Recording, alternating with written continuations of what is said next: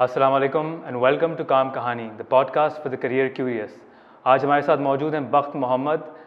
Bakht is an international MMA champion, an entrepreneur and a dedicated student of computer science. तो आज उनसे जानते हैं उनकी काम कहानी। अस्सलाम वालेकुम। वालेकुम अस्सलाम। कैसे हैं बख्त आप? शुक्र अल्लाह का, आप सुनाओ ठीक? थैंक यू सो मच आप यहाँ पर आए। मैं बहुत दिनों से इंतज़ार कर रहा था कि आपको बुलाऊंगा। बिल्कुल, मैं आपका फाइनली शुक्रिया अदा करना चाह रहा हूँ कि आपने मुझे अपना स्टूडियो बुलाया और मुझे इंटरव्यू के लिए बुलाया। सपोज किया, मुझे बहुत खुशी हुई। थैंक यू बख्त। अच्छा बख्त, शुरू करते हैं। अब अपनी थोड़ी सी हमारे ऑडियंस के लिए अपनी थोड़ी सी एक करियर की समरी बताएं। शुरू में स्टूडेंट ही था, बाद में मैंने अपने फादर के साथ बिज़नेस भी स्टार्ट किया अपने फादर के साथ। उसके बाद मैंने बिज़नेस के साथ अपना स्टडी को भी जारी किया। बाद में मैंने 2019 में MMA को ज्वाइन किया। इसको लेके चला उस टाइम पे, तो खैर MMA का इतना प्रोग्रेस नहीं था, लेकिन आहिस्ता आहिस्ता अभी माशाल्लाह इनके इवेंट पाकिस्तान में बहुत ज़्यादा आ रही है। जिस तरह NFT आ गई, KCFL हो गया, इसके अलावा GFC हो गई और फ्लोगर सीरीज़, इस तरह ये इवेंट पाकिस्तान में होते रहे। इसी प्लेटफॉर्म पे जो है ना, हमें बाहर के फ़ाइट जैसे इंटरनेशनल फ़ाइट भी हमें मिली, जिसके लिए मुझे अफ़गानिस्तान खौस्त के फ़ाइट में मुझे मैसर हुई, जिस पर मैंने विन किया। इसके अलावा पेशावर में एशियन फ़ाइट नाइट हुई थी, जिनको पेशावर वालों ने होस्ट किया। मैंने उस फाइट में माशाल्लाह विन किया, जो कि दोनों इंटरनेशनल फ़ाइट मेरी अफ़गानिस्तान के फाइटर के साथ हुई थी, और अल्लाह का शुक्र है मैंने दोनों अल्हम्दुलिल्लाह विन किया। माशाल्लाह माशाल्लाह। अच्छा, मुझे बस थोड़ा सा हमारे ऑडियंस के लिए इंट्रोडक्शन के लिए बताएं कि MMA मिक्स्ड मार्शल आर्ट्स दरअसल है क्या, मतलब वो क्या डिसिप्लिन है? जी, मार्शल आर्ट ये है कि मार्शल आर्ट तो सबसे पहली बात है कि उसमें ग्राउंड गेम, ग्रैपलिंग, जिजुत्सु, ये तीनों के एक ही समझ लो कि सेम वो गेम होती है, और रेसलिंग भी। इनके बगैर बिल्कुल ये इनकम्प्लीट है, मतलब कंप्लीट नहीं है। अगर जब तक आप ग्रैपलिंग नहीं सीखोगे, रेसलिंग नहीं और करोगे। ग्रैपलिंग से क्या मुराद है?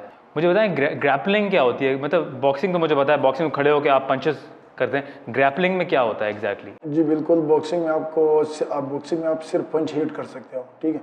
लेकिन ग्रैपलिंग ये होती है कि आप उसको बंदे को टेक डाउन करने के बाद, मतलब अपने अपोनेंट को उसको टेक डाउन करने के बाद आप अपनी पोजीशन ले सकते हो, साइड कंट्रोल पे, माउंट पे या बैक पे आ सकते हो। इसके अलग पॉइंट्स होते हैं डिफरेंट तरीके से, वो अपने पॉइंट्स लिए उसके बाद आप उसको सबमिशन लगा सकते हो।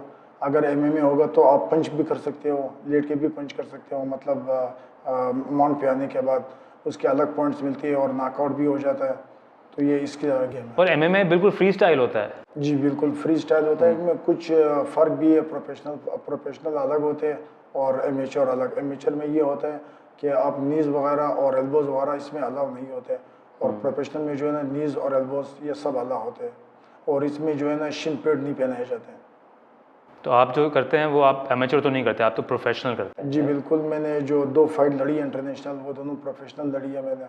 उसमें नीज़, एल्बो सब अलाउ थे, तो अल्लाह का शुक्र है मैंने इन सब कुछ को रखते हुए मैंने उनको विन किया। और आप फेस पे भी मार सकते हैं, फेस पे भी पंच कर सकते हैं, नीज और एल्बोज, थाई, स्टमक, एवरीवेयर। जी बिल्कुल, अभी जो राइट नाउ मेरी जो रिसेंटली फाइट हुई है वहाँ पर पेशावर में, उसमें ये सारी चीज़ें अलाउ थी, तो मैंने भी ये सब उनको मारे, मतलब अप्लाई किया। उसने भी मुझ पर यह सारे अप्लाई किए, लेकिन बाद में ये हुआ कि विनर अल्लाह के करम से अल्हम्दुलिल्लाह में हुआ। उसमें मैं बिल्कुल पॉइंट की बुनियाद पे मैं जीता था। माशाल्लाह। मुझे बहुत एक बात बताएं, MMA तो ख़तरनाक फ़ाइट होती है, राइट? इट्स ग्रैपलिंग होती है, उसमें फ्री स्टाइल जैसे आपने बताया, कहीं भी पंचेस मार सकते हैं और पेनफुल होती है। तो जब कोई MMA स्टार्ट करता है तो जो एक खौफ होता है ना, खौफ को कैसे कम करते हैं? बिकॉज जैसे कोई आपको पंच मारे तो आप ज़रा एकदम करते हैं, अपने आप को बचाते हैं, तो ज़रा एक डर होता है कि यहाँ से पंच आ जाएगा। तो खौफ को किस तरह से कम करते हैं? जी बिल्कुल, वो इस तरीके से कि आप ट्रेनिंग पे सबसे पहले फोकस कर लो। ट्रेनिंग आप जितनी ज़्यादा करोगे, उसमें आपको कोच ये कराएगा कि बार बार आपको स्पायरिंग कराएंगे अपने अपोनेंट से, मतलब समझ लो आपके लिए दोस्त भी हो, मतलब फ्रेंडली दोस्त हो गया। आप उनके साथ जो है ना ट्रेनिंग करोगे। ट्रेनिंग में ये होता है कि वो आपके साथ स्पायरिंग में पंच भी मारेगा और टेक डाउन भी करेगा। इसके अलावा आप उसके साथ ग्रिपलिंग भी खेलेगा। ये सारी चीज़ें होने के बाद वो आहिस्ता आहिस्ता खौफ ख़त्म होती जाती है।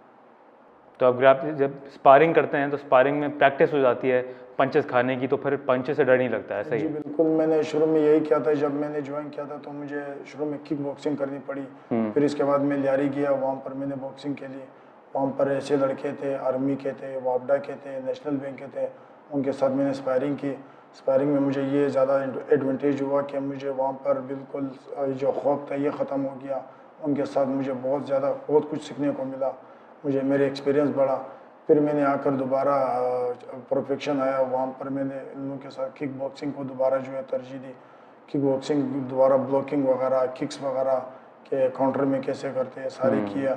फिर उसके बाद अलग से हमारी ग्रैपलिंग की क्लास स्टार्ट हुई, फिर एमएमए की। इस तरह मैं अपना करियर को जारी रखा, मतलब मेरा एक्सपीरियंस बढ़ता गया। इसके बाद अब तो मैं जो भी फाइट खेलता हूँ बिल्कुल दिल खोल के लड़ता हूँ, मुझे बस कुछ इतना ज़्यादा खौफ नहीं होता जैसे शुरू की फ़ाइटों में होता था मुझे। ग्रेट। अच्छा, आजकल ये जो यंग लोग हैं जनरली वो इतना ज़्यादा आउटडोर गेम्स में कम है, ज़्यादा इंडोर गेम्स में ज़्यादा हैं, है ना।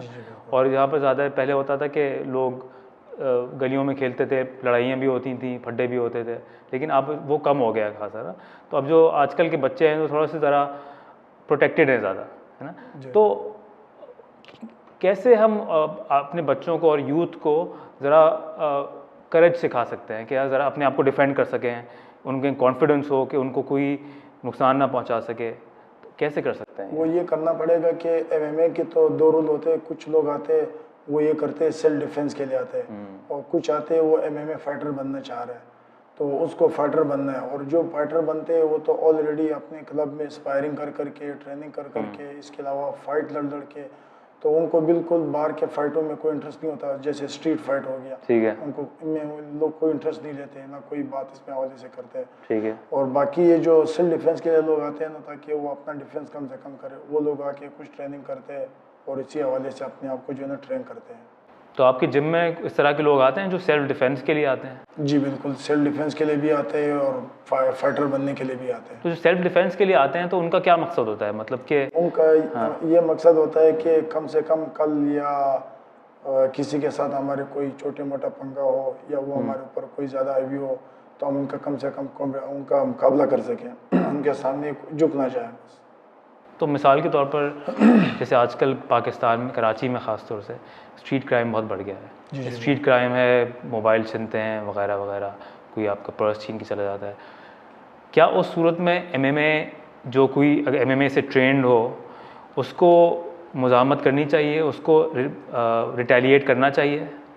लेकिन सबसे पहले उसको फोकस करना पड़ेगा। जो इनकी चेन होती है ना, ये बाइक लिफ्टर की, इनकी पूरी चेन होती है। चेन को देखते हुए अगर वो अपने डिफेंस इतना करे कि अगर बंदा वो देखे कि एक दो हो, ज़्यादा ना हो, तो फिर उन पर वो सुकून से एक स्पेयर मार कर या मतलब टेक डाउन करके वो तो अपना डिफेंस कर सकता है, उनसे पिस्टल भी छीन सकता है।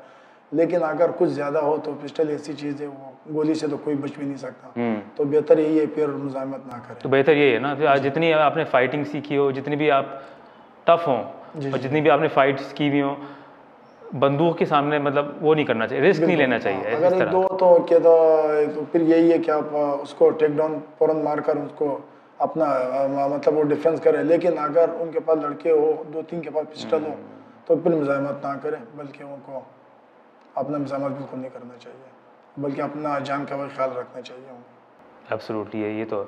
और किन किन सिचुएशंस में आप इस्तेमाल कर सकते हैं अपनी स्किल्स को, मतलब अगर फॉर एग्जांपल किसी के पास वेपन ना हो, या ऑन अ डेली बेसिस किन सिचुएशंस में आप अपनी स्किल्स को इस्तेमाल कर सकते हैं? मैं तो ज़्यादातर फाइट वगैरह में यूज़ करता हूँ। कई बार ऐसा होता है कि या तो बाहर कहीं मुझे बहुत ज़्यादा परेशानी हो जाती है, या लोग ज़्यादा के तंग करने लग जाते हैं, उस सिचुएशन में फिर ये हम लोग कभी आपके साथ हुआ है ऐसा इन रियल लाइफ? मेरे साथ 2-3 मरतबा अपनी रेस्टोरेंट में हुआ है मेरे साथ। अच्छा, 2 से 3 मरतबा बल्कि ज़्यादा हुआ है मेरे साथ रेस्टोरेंट में। वो मेरे ख्याल में मेरे ये फ्यूचर के हवाले से उनको पता नहीं था कि ऑलरेडी एमएमए फाइटर है।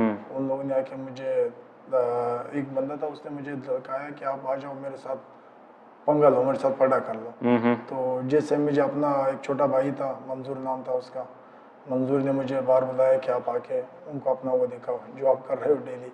अच्छा। तो मैं आया, तो उसके बाद मेरे कुछ दोस्त थे, उमर आबासी था, इसके अलावा जूनियर भाई था, तो उन लोगों ने मुझे बाहर निकाला। मैं जब गया तो मैंने सिर्फ 2 ही पंच किए थे, इससे ज़्यादा नहीं किए थे। उसके बाद मैंने देखा उसके नाक से इतनी ज़्यादा ब्लीडिंग आई थी, तो वो बिल्कुल रुक ही नहीं रही थी। तो उस वजह से मुझे काफ़ी बहुत ज़्यादा वो करना पड़ा, मतलब कि फायर से बचना पड़ा। एक दोस्त था मुजम्मिल था, वो पुलिस में था ऑलरेडी।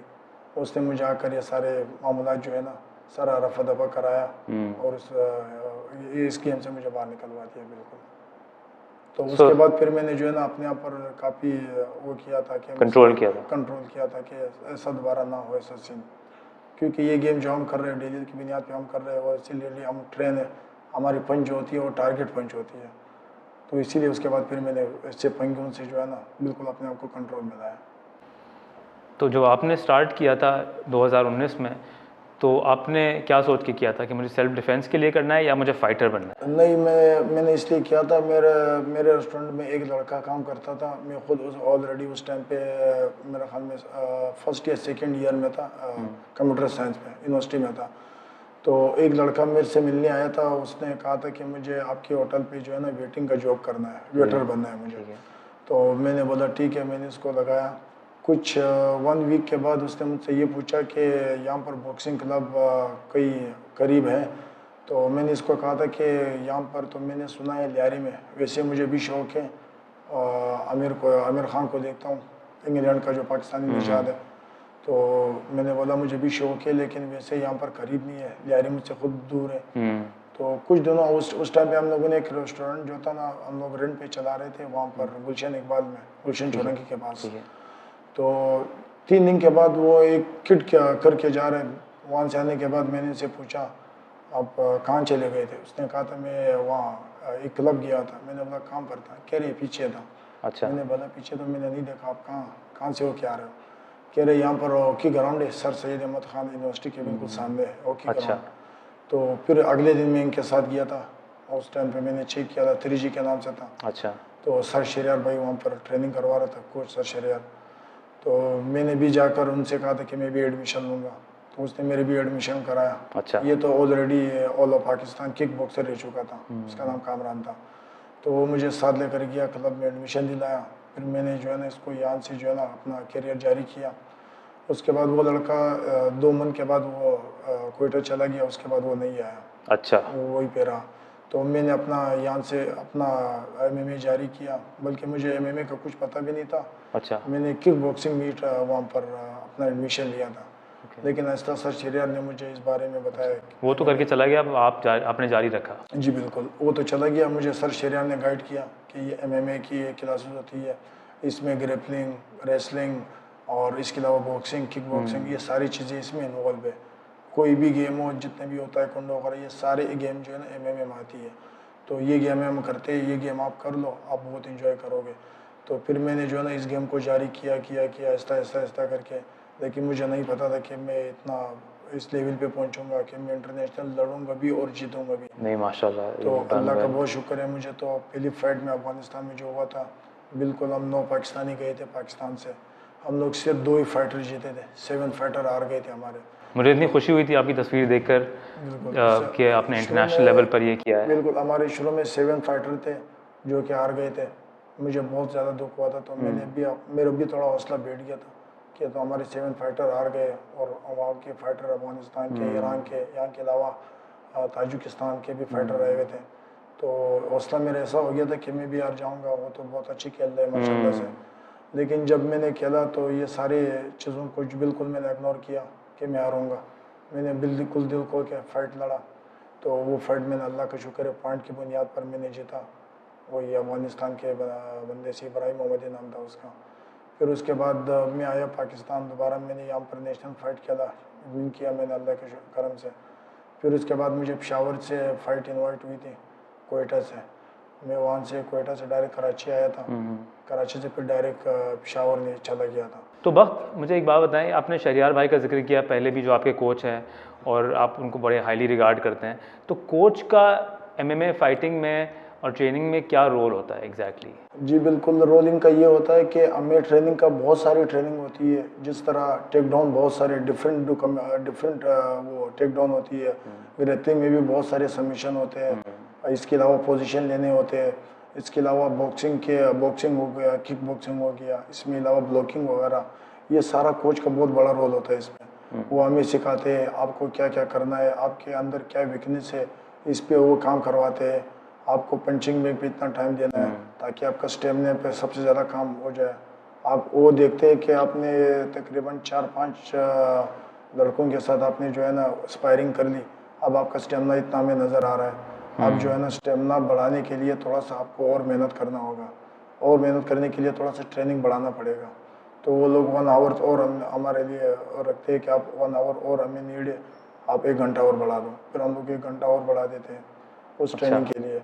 फिर वो उसके हिसाब से हमें फ़ाइट के लिए देखते हैं कि अब फ़ाइट के लिए आप बिल्कुल रेडी हो, अब अपना वो कह रहे कि जो है करो, अपना फ़ाइट लड़ तो दो। कोच आपको बताता है कि आप रेडी हैं। जी तो बिल्कुल। कौन सा कोच अच्छा होता है? वो कोच जो आपको बहुत हर वक्त पुश करता रहे, या वो कोच जो आपको थोड़ा रिलैक्सेशन भी दे? जी, कोच तो माशाल्लाह बहुत है, लेकिन सर शेरियान ने मुझे हर वक्त बहुत ज़्यादा प्रमोट किया। उसने मुझे हर वक्त बहुत ज़्यादा वो किया कि वो आपको आप पुश करते हैं कि बिल्कुल आप और से और ट्रेनिंग करो और हार्ड ट्रेनिंग करो? बिल्कुल अप्रिशिएट किया कि आप ये ट्रेनिंग ज़्यादा कर लो, आपके अंदर ये चीज़ है, आप ये कर लो।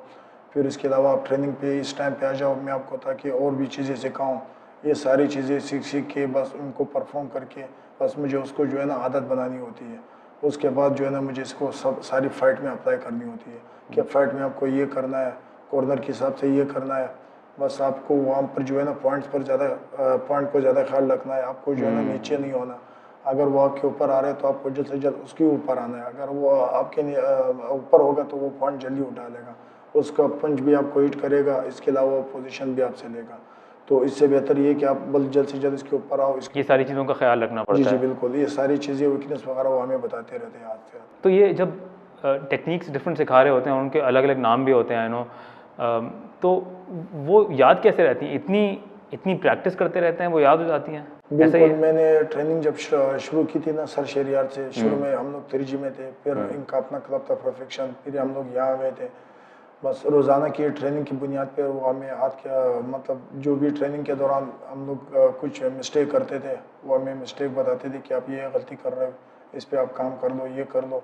इसके अलावा वो इन हाउस फाइट कराते थे अपने क्लब के अंदर। इन हाउस फाइट से हमें ये एक्सपीरियंस मिला कि हम लोग फाइट के जो डर है वो बिल्कुल ख़त्म हो जाए, खौफ जो होती है ना वो ख़त्म हो जाए।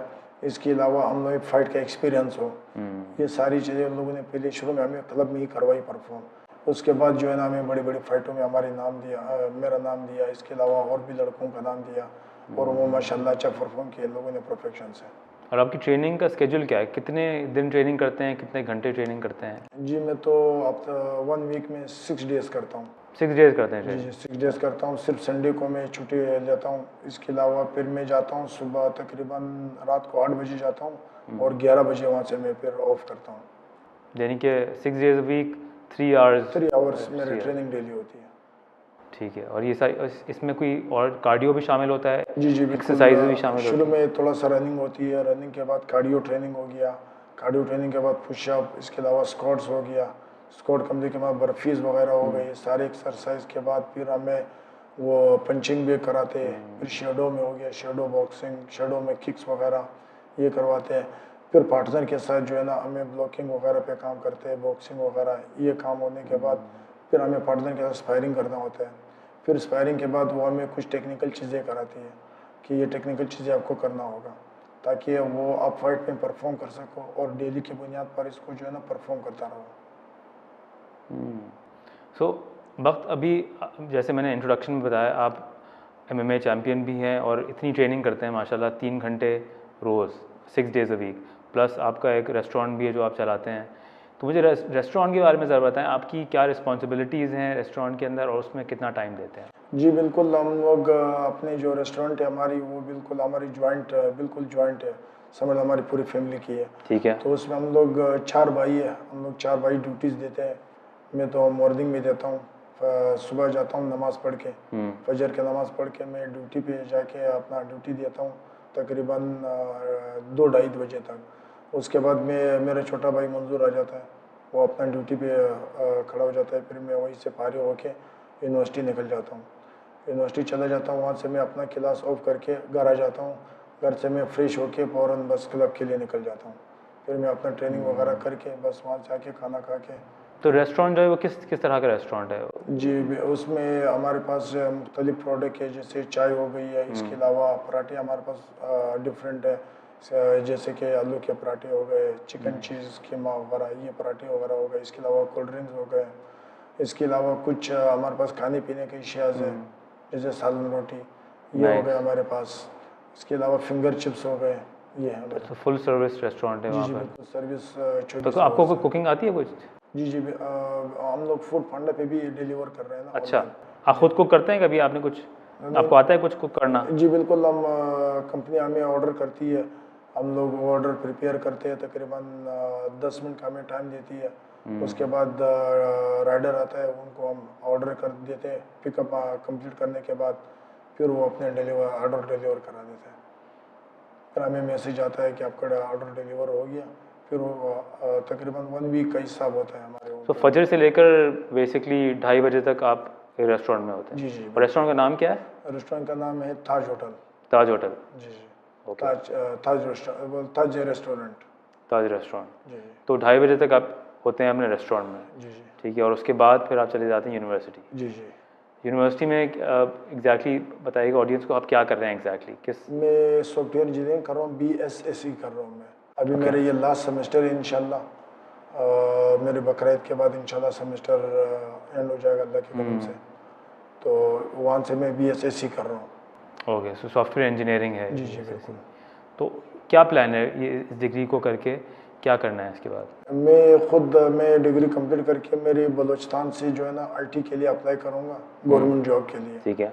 तो मैंने सोचा है कि मैं वहाँ से अप्लाई करके गवर्नमेंट जॉब के लिए अप्लाई कर सकूँ। बलूचिस्तान क्यों? क्योंकि वहाँ पर हमारी जो ज़िला है ना किला अब्दुल्ला, वहाँ से तकरीबन 4 से 5 सीटें हमारे बलूचिस्तान के लिए IT के लिए होते हैं। तो उस पे जो है ना कंप्यूटर साइंस के स्टूडेंट्स की वैकेंसीज तो बहुत आती है, लेकिन वो स्टूडेंट नहीं होते। तो आपका ताल्लुक बलूचिस्तान से है ओरिजिनली? जी जी बिल्कुल, मेरे जो ताल्लुक है वो ऑलरेडी किला अब्दुल्ला से, बलूचिस्तान से।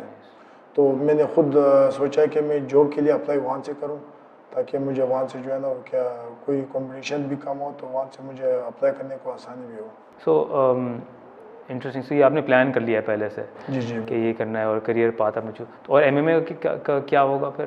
तो What do you MMA plan? को मैं इंशाल्लाह अभी तो बलूचिस्तान से, जो पिछली बार मुझे बलूचिस्तान की तरफ से मुझे ये फाइट जो है, बिल्कुल इन लोगों ने मुझे वो ऑफर किया था, जो हम लोग बलूचिस्तान की टीम के साथ गए थे अफगानिस्तान इंटरनेशनल के लिए। ठीक है। तो वहाँ पर भी बलूचिस्तान में अभी तकरीबन MMA की फ़ाइट्स और MMA के फाइटर बहुत सारे अभी वहाँ पर प्रोग्रेस कर रहे हैं। तो मैं कोशिश करूँगा वहाँ पर भी वहाँ पर प्रोग्रेस कराऊँ, ये फाइट जो मैंने सीखी है वहाँ पर इन लोगों को भी ये कराऊँ, ताकि यहाँ से भी फाइटर वगैरह और मैं खुद भी यहाँ से अपना वो परफॉर्म करता रहूँ।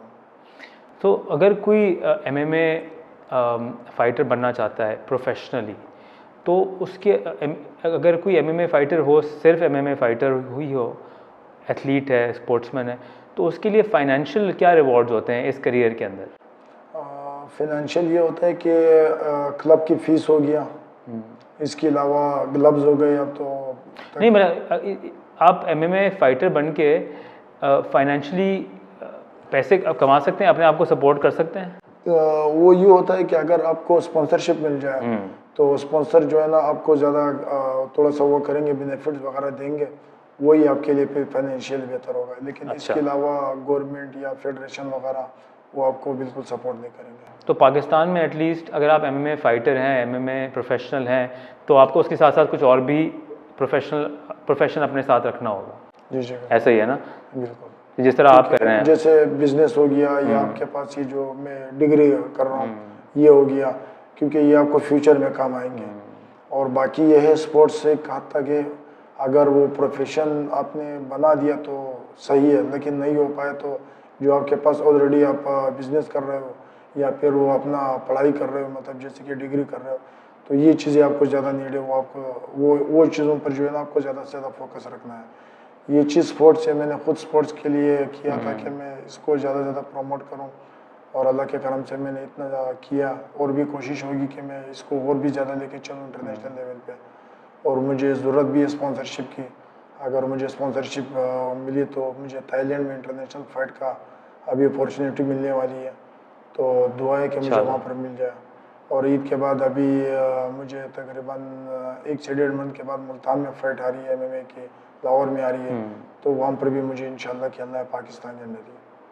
तो आपको कोई भी स्पॉन्सर करेगा अगर, तो इसका मतलब है कि उनका जो ब्रांड है या उनकी जो भी सर्विस है वो इंटरनेशनली भी एक्सपोज होगी, राइट? जी तो उसको भी एक्सपोजर मिलेगा और इनफैक्ट पाकिस्तान को भी एक्सपोजर मिलता है जब आप बाहर जाते हैं, खेलते हैं। जी बिल्कुल, हमें तो ये फ़ायदा होगा कि हमें फाइनेंशियल तौर पे थोड़ा हमें और सपोर्ट करेगा, लेकिन उनको ये फ़ायदा होगा कि इनकी कंपनी का कुछ नाम होगा, वो बाहर के लोग भी देखेंगे। पाकिस्तान से भी बहुत सारे क्लब, जैसे तकरीबन जो MMA फाइट होती है बाहर में, तो पाकिस्तान से तकरीबन लाहौर में, पंजाब में हो गया, KPK में हो गया, या अंदर के कराची में हो गया, वो सारे क्लब के जितने भी स्टूडेंट हैं वो इस फाइट को देखते हैं।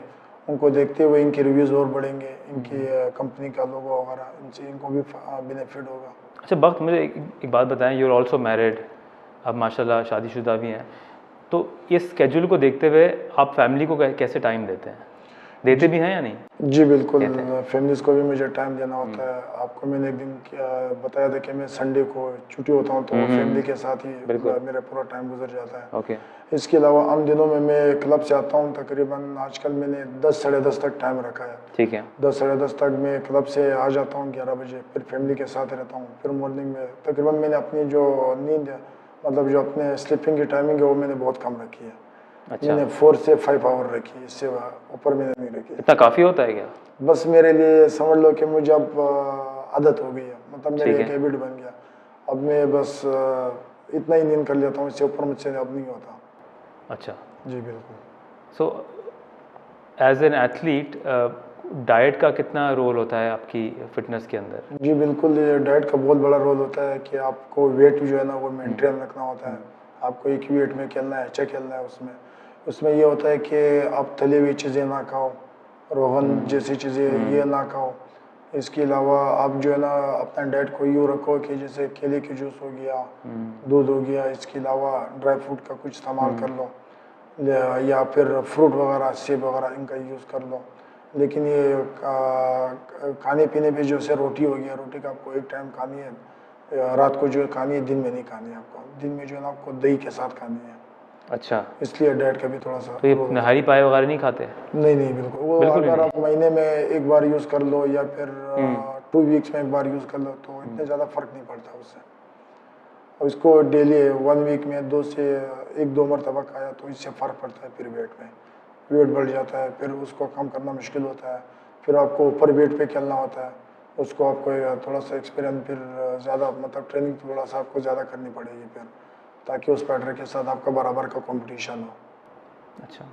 अच्छा एक बात बताएं, ये ख़वातीन MMA में आ रही हैं अब? ख़वातीन के चैम्पियनशिप्स होती हैं, उनकी फाइट्स होती हैं? जी बिल्कुल, माशाल्लाह MMA में तो ख़वातीन बहुत है। अच्छा। ये ख़वातीन बहुत है, ख़वातीन की फ़ाइट होती है। अभी लाहौर में राइट नाउ जो हुआ था, NFT 1 भी हुआ था, NFT 2 भी हुआ था। उसमें अभी NFT 2 में तकरीबन सिंध से 2 ख़वातीन, वो दोनों चैम्पियन बनी थी अच्छा। NFT 2 की। जी बिल्कुल। इसके अलावा अभी भी माशाल्लाह क्लबों में, हमारे क्लब में 2-3 ख़वातीन हैं। इसके अलावा त्रिजी क्लब है, वहाँ पर बहुत सारे ख़वातीन हैं। वो इस चीज़ों को ज़्यादा उनको लाइक करती है, ये MMA वगैरह को। तो आपका जो क्लब है जहाँ पर आप ट्रेन करते हैं वो है प्रोफेक्शन? जी जी बिल्कुल। और वहाँ पर आपके जो कोच हैं वो है शहरियार साहब। से आप ट्रेन करते हैं यंगर स्टूडेंट्स को, जी किसी को? मैं ये करता हूँ कि जो फॉर एग्जांपल जो ज़्यादा इंटरेस्टेड होती है ना फाइट के लिए, जो मतलब जो ज़्यादा इंटरेस्टेड होती है कि वो अगले फाइट खेले और अब उसको फाइटर बनना है, तो उसके लिए सर शहरियार मुझे 1-2 फाइटर दे देते हैं। फिर उनके साथ मैं खुद अपना ट्रेनिंग वगैरह जो है ना वो शेयर करता हूँ कि ज़्यादातर मेरा मेजर ग्राउंड है, और मेजर जो गेम है ना वो ग्राउंड गेम है ज़्यादा, तो मैं उसको ग्राउंड गेम के स्किल्स वगैरह बताता हूँ। जैसे मैंने आपको बताया था कि रेसलिंग हो गया, इसके अलावा बॉक्सिंग भी हो गया, इसके अलावा साइड कंट्रोल पे, माउंट पे, यहाँ पर आपको पंच कैसे करनी है, कंबाइनों की कैसे सारी चीज़ें करनी है, ये मैं उनको बस सिखाता रहता हूँ यंगर फाइटर्स को। जी जी बिल्कुल। जो आपका पार्टनर होता है, स्पारिंग पार्टनर जो होता है, उसका क्या रोल होता है? मतलब वो परमानेंट होता है आपका स्पारिंग पार्टनर या चेंज होते रहते हैं पार्टनर? जी चेंज भी होता है, लेकिन टाइमिंग का इशू होता है। मेरे साथ जो फाइटर है शमास हो गया, वो IB यूनिवर्सिटी से, वो भी कंप्यूटर साइंस कर रहा है। ठीक है। वो अक्सर टाइम प्रेजेंटेशन की वजह से या असाइनमेंट की वजह से या किसी और वर्क की वजह से वो नहीं आ पाता, तो फिर मेरे साथ फिर ज़्यादा देर तक अब्दुल राफ़ी होता है। अब्दुल राफ़ी माशाल्लाह मेरे ख्याल में दाऊद NAD यूनिवर्सिटी से, वो भी यही है, इंजीनियरिंग कर रहा है, तो अच्छा। वो मेरे साथ होता है। इसके अलावा समीर है, समीर वो भी माशाल्लाह पढ़ता भी है, अपना ट्रेनिंग भी करवाता है और मेरे साथ ट्रेनिंग पार्टनर भी है और मेरे साथ अपना ट्रेनिंग भी शेयर करता है और हम दोनों साथ ट्रेनिंग ही करते हैं, क्योंकि ट्रेनिंग पार्टनर का बहुत ज़रूरी होता है ताकि उस पर आप अपना जो जितना भी आता है ऊपर परफॉर्म कर सको। वो चीज़ें वो जो उनको आती है वो चीज़ें वो आप पर अप्लाई कर सकें ताकि इसको ये आदत हो जाए और आहिस्ता आहिस्ता वो फाइट में भी अप्लाई कर सकें। मुख्तलिफ लोग होते हैं, मतलब ऑब्वियसली जब आपने स्टार्ट किया था यू मस्ट हैव बीन 24-25 साल की आपकी एज होगी, राइट? You were young. अगर डिफरेंट लोग एट डिफरेंट एजेस स्टार्ट करना चाहें, एट 30s में, 40s में या इवन लेटर, तो क्या वो स्टार्ट कर सकते हैं एमएमए? जी बिल्कुल, स्टार्ट तो कर सकते हैं, लेकिन उसके लिए ये होगा कि उसको अपनी डाइट बढ़ानी पड़ेगी। ट्रेनिंग जो है ना तकरीबन 2 घंटे उसको करनी पड़ेगी। ठीक है। बस ये है कि ट्रेनिंग कर करके इंशाल्लाह ऐसा कुछ भी नहीं होता, बस आप ट्रेनिंग कर लो, बल्कि उनके लिए और अच्छा है सेहत के लिए। ये ट्रेनिंग सेहत के लिए और अच्छा है, बंदे को मैदा वगैरह और इसकी जिस्म जो है ना फिट रहता है, बिल्कुल स्ट्रांग रहता है और अक्सर फिटनेस ही बंदे के मिलने के लिए सब मतलब कंप्लीट ही वो होती है। Fitness is extremely important for MMA. बहुत इंपॉर्टेंट है फिटनेस, तो उसकी फिटनेस वगैरह बहुत अच्छी हो जाएगी, उसमें ये इसको ये बेनिफिट होगा। और जो एमएमए फाइटर्स होते हैं वो इंटरनेट वगैरह के ऊपर इस फाइट्स वगैरह देखते रहते हैं या मतलब अपनी फाइट से पे ध्यान करते हैं सिर्फ? नहीं, वो ये होता है कि ये लोग पहले क्या करते हैं, सबसे पहले फाइट की वीडियोस वगैरह देखते हैं। सबसे ज़्यादा तो पाकिस्तान में जो देखा जाता है ना सबसे ज़्यादा, वो है कबीब और इस्लाम मकाचीव, दोनों रशिया के फाइटर है, मुस्लिम है। उन दोनों के फाइटर को इन दोनों के फाइट बहुत ज़्यादा देखते रहते हैं, दोनों के फाइटर के। मैं खुद अक्सर कबीब को बहुत ज़्यादा लाइक करता हूँ, बहुत अच्छा फाइटर है, उनकी फाइट वगैरह देखता रहता हूँ कैसे वो करता है सब कुछ। ये इनसे ये सीखते हुए बस उन्हीं चीज़ों को मैं परफॉर्म करता रहता हूँ। सो अगर किसी को एमएमए के अंदर इंटरेस्ट हो तो वो ये वाली फाइट्स देखे और कोई जिम ज्वाइन कर ले। बिल्कुल बिल्कुल, train with a good gym, क्योंकि जब तक वो जिम ज्वाइन नहीं करेगा ना, खुद से ये ट्रेनिंग करेगा नहीं, तब से वो एमएमए के लिए कुछ मतलब एमएमए फाइटर बन ही नहीं सकता। खुद से तो नहीं बन सकता। बिल्कुल खुद से नहीं, जब तक वो आएगा नहीं, ट्रेनिंग ही नहीं करेगा, अपने पार्टनर के साथ ट्रेनिंग सब कुछ कर लेगा, उसके बाद जो है ना आहिस्ता आहिस्ता इसका एक्सपीरियंस बढ़ेगा। एक्सपीरियंस बढ़ने के साथ साथ वो आहिस्ता आहिस्ता प्रमोट करता रहेगा, उसको जो है ना नेक्स्ट सीढ़ी, फिर नेक्स्ट आहिस्ता आहिस्ता इसको एमेचर फाइट मिलती रहेगी।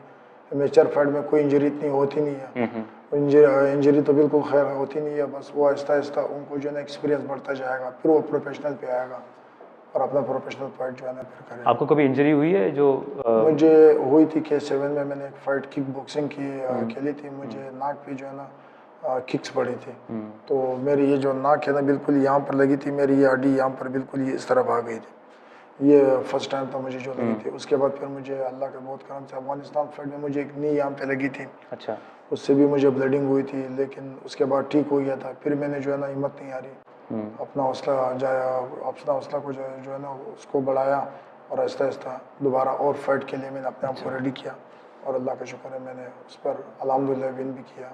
सो वक्त मुझे बताएं, आप डिफरेंट स्टाइल्स होते हैं, हर किसी का अपना स्टाइल होता है, हर किसी की अपनी स्ट्रेंथ होती है, तो आपका फेवरेट स्टाइल कौन सा है ड्यूरिंग एमएमए फाइट्स? मुझे ज़्यादा उसमें होती है ग्रेपलिंग में। अब ग्रेपलिंग में ये होता है, उसमें कुछ गेम होते हैं वो गी में होते हैं, गी में भी उनका गेम जो है ना नो गी से डिफरेंट होता है। नो गी का जो गेम है ना वो एमएमए में काम आता है, और जो जो गी गेम है ना वो बिल्कुल डिफरेंट होता है, उसका अलग अपना प्रोसेस होता है। गी और नो गी? जी बिल्कुल, गी का बिल्कुल अलग प्रोसेस है, वो जो है ना बिल्कुल एमएमए से डिफरेंट होता है। और नो गी का जो काम होता है ना वो सबसे ज़्यादा लोग इसलिए करते हैं ताकि उसको एमएमए में काम आ जाए। और नो गी में ये होता है, मैंने ज़्यादातर जो नो गी में जो ग्रेपलिंग की फ़ाइट की है ना, तकरीबन मैंने 19-20 की है। अच्छा। मतलब 19-20 मैंने इतनी फ़ाइट लड़ी है उसमें नो गी में, वो भी तकरीबन अल्हम्दुलिल्लाह मैं विन कर चुका हूँ। तो नो गी का मतलब है ग्रैपलिंग? जी बिल्कुल ग्रैपलिंग। उसमें ये है कि आप टी शर्ट वगैरह में कर सकते हो, और गी में ये होता है उनका अलग से एक ड्रेस होता है, वो पहना जाता है, और ड्रेस के ज़रिए भी आप उसको जो है ना सबमिशन लगा सकते हो, और आप उसकी ड्रेस को पकड़ भी सकते हो, खींच भी सकते हो, ये सब कुछ कर सकते हो। ठीक है। लेकिन नो गी में आप टी शर्ट भी नहीं पकड़ सकते उसके। अच्छा। उसमें जो है ना गेम बिल्कुल डिफरेंट हो जाता है।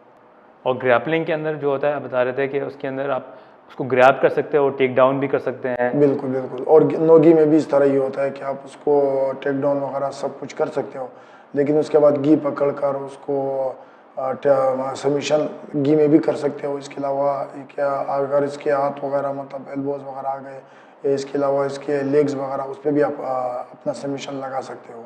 और नोगी में भी ऐसा ही है। और नोगी में आप मुख्तलिफ तरीके से डिफरेंट तरीके से आप इसको गार्ड में आ सकते हो। गार्ड ये होता है कि आप वो दोनों टांगों से आपकी यहाँ से कमर में पकड़ लेते हैं और आप यहाँ से बिल्कुल स्वीप करोगे। स्वीप करने के बाद उसको साइड कंट्रोल पे आओगे। साइड कंट्रोल पे आपको पॉइंट्स भी मिलेंगे। आप सबमिशन भी अप्लाई कर सकते हो, माउंट पे भी जा सकते हो, बैक पे भी जा सकते हो। तो ये गेम यहाँ से फिर अपना स्टार्ट हो जाता है। बहुत कभी ट्रेनिंग जब आप करते हैं तो कभी होता है कि यार आज दिल नहीं जा रहा, मैं आज बस मैं आराम करूँगा, आज बारिश हो रही है थोड़ी सी, या आज थक गया हूँ मैं, आज नहीं जाना, तो किस तरह से how do you motivate yourself? वो यूँ होता है कभी सबसे पहले ट्रेनिंग के लिए तो मैं बहुत मोटिवेट होता हूँ। वो खुद से ही मोटिवेट रहते हैं? बिल्कुल। जब मैं फाइट होती है तो फिर चाहे बारिश हो, कुछ भी हो, तूफान हो, तो मेरे दिल नहीं करता कि मैं ट्रेनिंग आज छोड़ दूँ। मैं किसी भी हाल में चला जाता हूँ, ट्रेनिंग कर लेता हूँ। और अगर क्लब क्लोज होता है तो फिर मैं आकर हमारे घर के पास थाई कराटे का क्लब है, फिर वहाँ पर आकर ट्रेनिंग अपना कर लेता हूँ खुद से, सेल्फ ट्रेनिंग। मतलब क्लब क्लोज भी हो तब भी आप ट्रेनिंग करते हैं? जी बिल्कुल, सेल्फ ट्रेनिंग कर लेता हूँ। और अगर मेरी फाइट ना हो तो फिर इस तरह कोई वो बात आ जाती है जिस तरह आपने बताया था, फिर मैं ट्रेनिंग करने को दिल नहीं करता, बस जिस्म बिल्कुल एक ऊपर जाती है कि बस यार आज छोड़ दूँ। फिर ये हो जाता है मेरे साथ। तो महीने में कितने दिन छोड़ देते हैं? मैं महीने में ज़्यादा से ज़्यादा 2-3 दिन छोड़ देता हूँ। 2-3 दिन बस? बिल्कुल। और किसी को अगर तो अपने आप को मोटिवेट करने का क्या तरीका है? कोई तरीका है, कोई ऐसी टिप है जो आप बताना चाहें? क्योंकि मुझसे भी जिम नहीं जाया जाता मैं जिम ज्वाइन करता हूँ फिर छोड़ देता हूँ, बस आप और ये 99% लोगों के साथ यही होता है। बस दिमाग में जो है ना, इसको बिल्कुल फर्ज कर लो कि मुझे बस जाना है और एक फाइटर बनना है। फाइटर बनने के लिए मुझे रोज़ जिम ज्वाइन करना पड़ेगा। और अगर मैं रोज़ जिम ज्वाइन करूँगा तो उससे मुझे ये होगा, एक्सपीरियंस मेरा बढ़ेगा, मेरी गेम अच्छा होगा। उसके बाद जो है ना, मुझे फाइट में खेलूँगा तो बहुत अच्छा परफॉर्म करूँगा, वहाँ पर मुझे ना अचीवमेंट मिलेगी। तो इसलिए ये सब कुछ करना पड़ेगा। सेल्फ टॉक, अपने आप से बात करके अपने आप को पंप अप करना पड़ता है। अपने आप को भी जो है ना बिल्कुल पिकअप करना पड़ेगा। बख्त, थैंक यू सो मच, आप आज आए, आपसे मिलकर बहुत ही अच्छा लगा। और इंशाल्लाह इस पॉडकास्ट के बाद हम फ़ोटोज़ भी शो करेंगे जो आपने टाइटल्स जीते हैं, जो आपकी बेल्ट्स हैं, जो आपकी मेडल्स हैं, ताकि लोग भी देखें कि आपने कितने सारे टाइटल्स जीते हैं। आपका बहुत शुक्रिया and good luck for the fight in Thailand. इंशाल्लाह आई एम श्योर उसमें भी आप सक्सेसफुल जीत कर ही आएंगे। बहुत शुक्रिया आपका वक्त। मैं भी सर आपका बहुत बहुत शुक्रगुजार हूँ कि आपने मुझे यहाँ बुलाया, और आपकी टीम का बहुत बहुत शुक्रगुजार हूँ जिन लोगों ने मुझे इसके लायक समझा और यहाँ लेकर आया। मुझे इसको इंटरव्यूज़ देना पड़ा था कि मुझे अगले फाइट के लिए जो है ना और प्रमोशन करना पड़े। आपकी इस इंटरव्यू से मैं आप सबसे बहुत बहुत शुक्र अदा करना चाह रहा हूँ। Thank you so much. आपकी काम कहानी बहुत ही दिलचस्प है। इंशाल्लाह I am sure people will love it. And thank you so much for watching Kaam Kahani. Until next time, see you with another Kaam Kahani. Thank you.